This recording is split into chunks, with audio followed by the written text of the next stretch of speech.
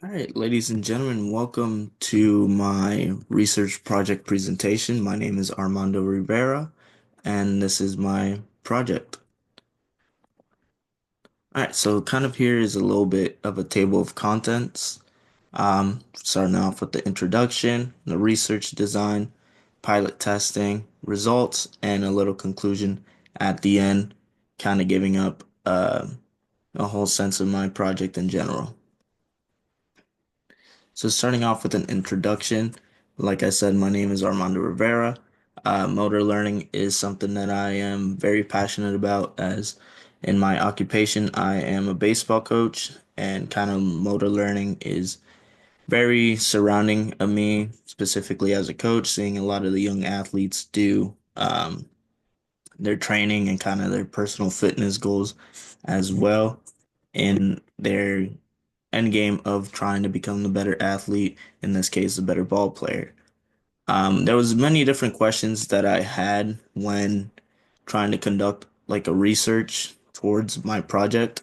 And the one that I really shifted towards to just because it's a big part of not only my life, people around me, and in my occupation is the question of how does strength training impact the performance and injury prevention in athletes?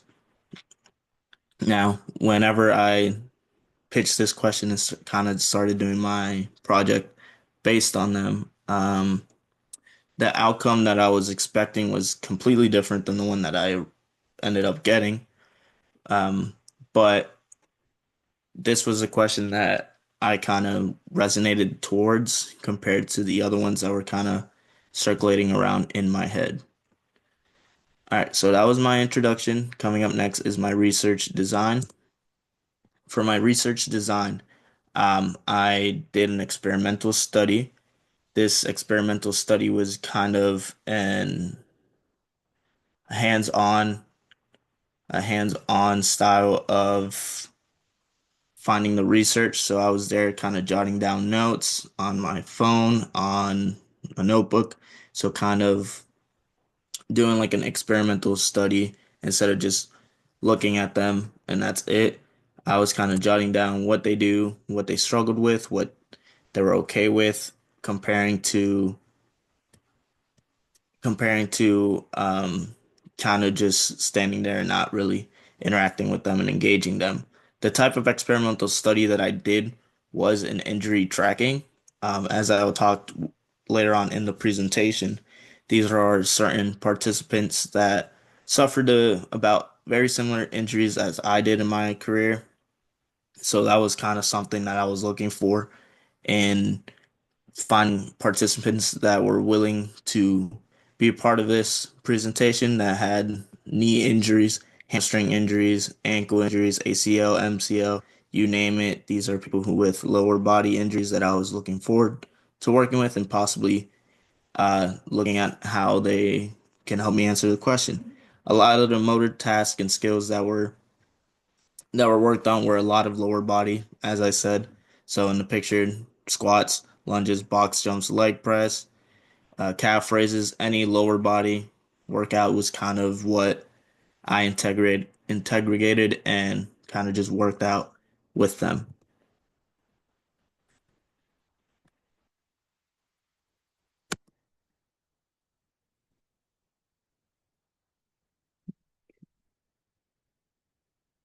All right, next, the pilot testing. I did run into some issues with the pilot testing. Originally, I had upper body workouts compared to lower body workouts, but in the gym, a lot of the machines weren't available. So that was kind of like the issue that I had when trying to start testing out this situation with the participants.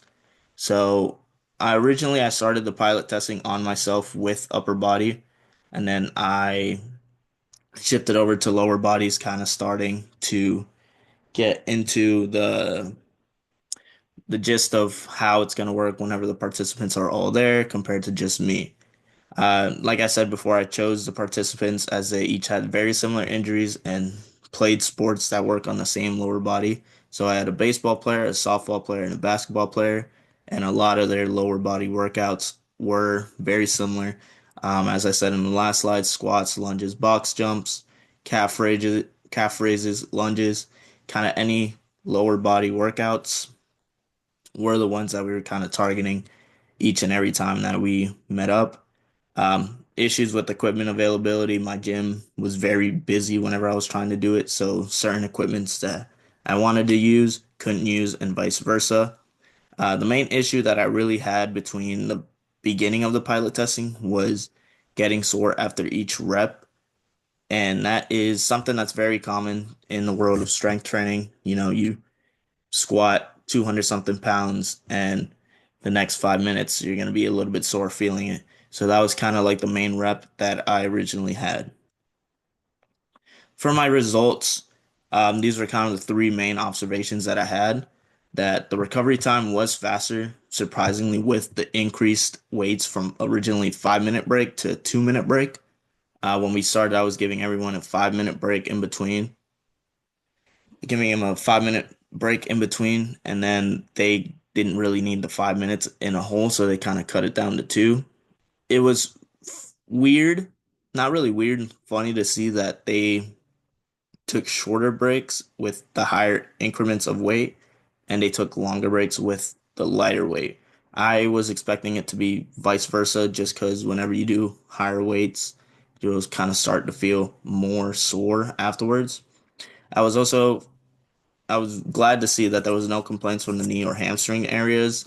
Again, these are athletes that suffer from these type of injuries throughout their career.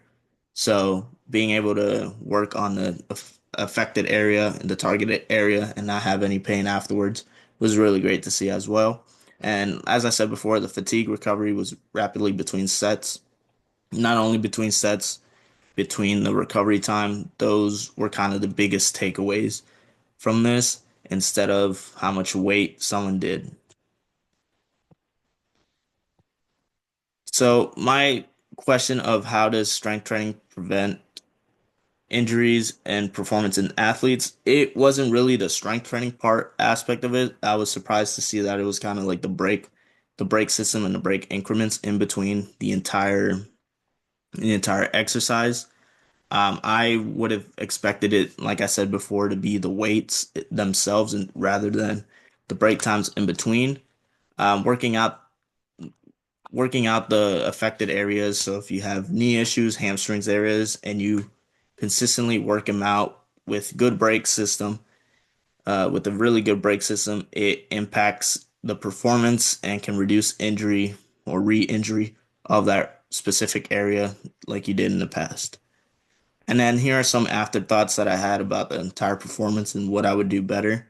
I'd say for sure access to more equipment. I feel like we were a little bit limited depending on what time we went to the gym.